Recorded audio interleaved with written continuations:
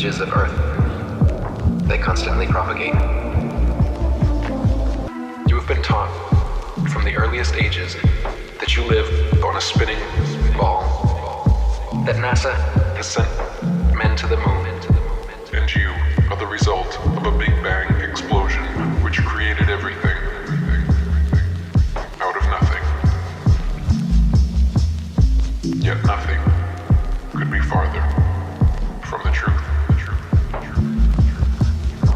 The pictures and videos presented to the public by NASA and other government space agencies are as real as a Hollywood motion picture and as scientific as science fiction.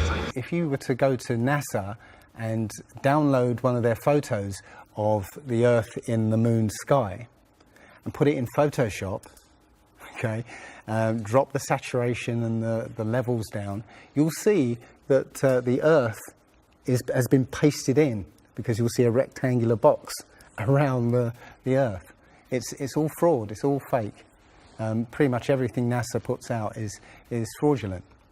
There are no images of Earth from space. The only one that NASA actually claims is a photograph was from 1972, and it's the famous picture. It's got Africa sort of near the top, and it's the same picture they've been using for the last 40 or 50 years in every textbook. Every other image is what they call a composite. It's Photoshop. There was another layer to sort of simulate the atmosphere. And then there's this little bright spot. It's called the specular highlight. So it's the reflection of sunlight off of water. Those are the pieces, but you can't just slap them all together. It just didn't look realistic. It looks kind of flat, or the clouds are sort of too see-through. So I just hit Command Z a lot. There's artistry to creating the world. What I imagine it to be. Unfortunately, I'm not an astronaut. I've never been to space. But I've looked at these images over and over again, trying to sort of get the essence of it.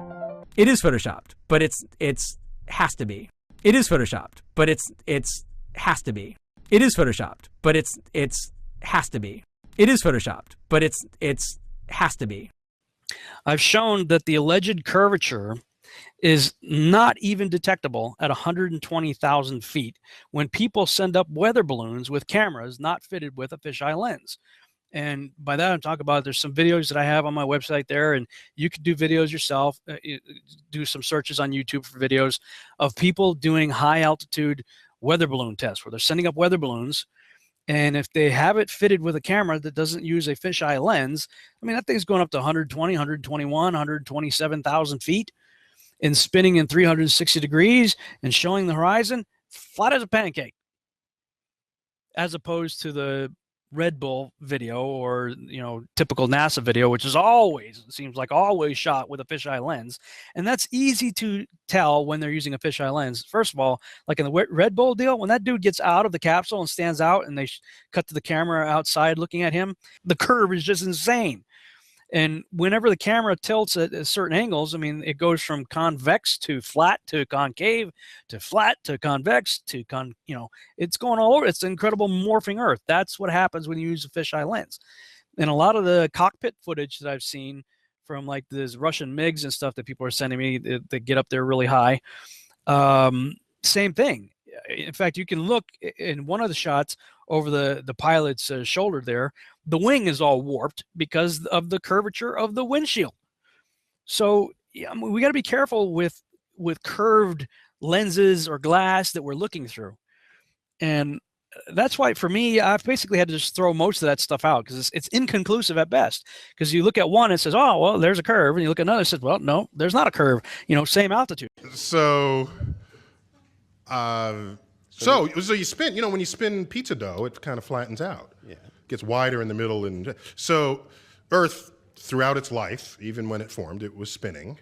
And it got a little wider at the equator than it does at the poles. So it's not actually a sphere. It's oblate. And officially, it's an oblate spheroid. That's what we call it. But not only that, it's slightly wider below the equator than above the equator. A little chubbier. A little chubbier. Yeah. Chubby's a good way. It's like pear-shaped. Pear-shaped. Pear-shaped. Pear-shaped.